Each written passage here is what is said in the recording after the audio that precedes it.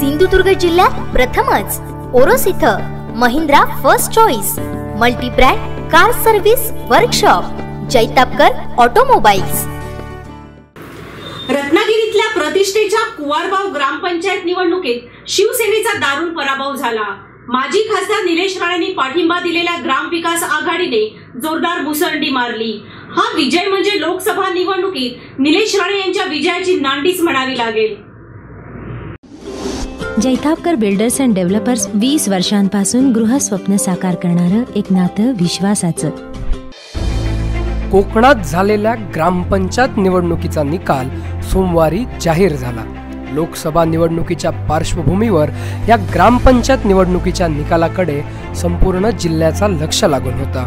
आमदार नितेश राणे यांच्या मतदारसंघातील वैभववाडी तालुक्यातील मौदे, आखवणे भोम, तिरवडे तर्फ सौंदळ आणि कुसूर या 4ही ग्रामपंचायतीवर स्वाभिमान पक्षाचा झेंडा फडकला।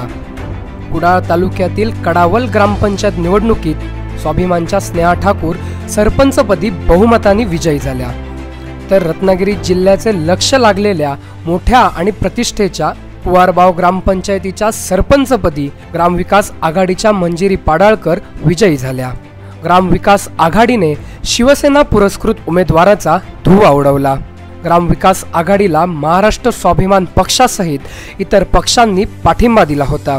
ग्रामविकास आघाडीच्या उमेदवाराच्या प्रचारासाठी माजी खासदार निलेश राणे यांनी कुवारबावमध्ये झंझावाती प्रचार सभा घेतल्या होत्या। यापूर्वी या ग्रामपंचायतमध्ये शिवसेनेची सत्ता होती। कुवारबाव ग्रामपंचायत निवडणुकीसाठी ग्रामविकास आघाडी आणि शिवसेना यांच्यात लढत होत होती। महाराष्ट्र स्वाभिमान पक्षाचे सरचिटणीस तथा माजी खासदार निलेश राणे यांनी ग्रामविकास आघाडीला पाठिंबा दिला होता। फक्त पाठिंबाच नाही तर ग्रामविकास आघाडीच्या विजयासाठी निलेश राणे यांनी झंझावती प्रचार केला। शिवसेनेच्या विजयासाठी आमदार उदय सामंत हे कुवारबावमध्ये ठाण मांडून होते। तर प्रचाराच्या शेवटच्या टप्प्यात जाहीर सभा घेत त्यांनी कुवारबावचा विकास करण्याचा शब्द दिला। या सभेला ग्रामस्थांनी तुफान गर्दी केली होती। गेली 15 वर्ष कुवारबावचा विकास करण्यास शिवसेना अपयशी ठरली। इथल्या तरुणांना विकास रोजगार देण्याऐवजी आमदार उदय सामंत यांनी तरुणांना व्यसनाच्या आहारी लावले। इथले प्रश्न प्रलंबित असताना या मंडळींनी तुमच्या मतांचा वापर स्वतःच्या व्यवसायासाठी केला। त्यामुळे अशी अनेक आश्वासने, आमिषे, भूलथापा देणारे तुमच्या घरात येतील, तुम्हाला भीती दाखवतील, दादागिरी करतील। या व्यतिरिक्त हे काहीही करू शकत नाही। तुमचा विकास तुमच्या हातात आहे, तुम्ही कोणाला घाबरू नका, मी तुमच्या पाठीशी आहे असा धीर माजी खासदार निलेश राणे यांनी ग्रामस्थांना दिला। त्यामुळे कोणत्याही आमिषाला, दादागिरीला जनतेने बळी न पडता निर्भीडपणे मतदान केले आणि या निवडणुकीच्या निकालात जनतेने दादागिरीला मतपेटीतून चोख प्रत्युत्तर देत शिवसेनेला धडा शिकवला।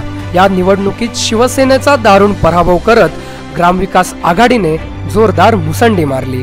लोकसभा निवडणुकी आधी झालेल्या ग्रामपंचायत निवडणूक निकालात स्वाभिमानने बाजी मारली आहे। त्यामुळे या निकालाने लोकसभा निवडणुकीत निलेश राणे यांच्या विजयाची ही नांदीच म्हणावी लागेल।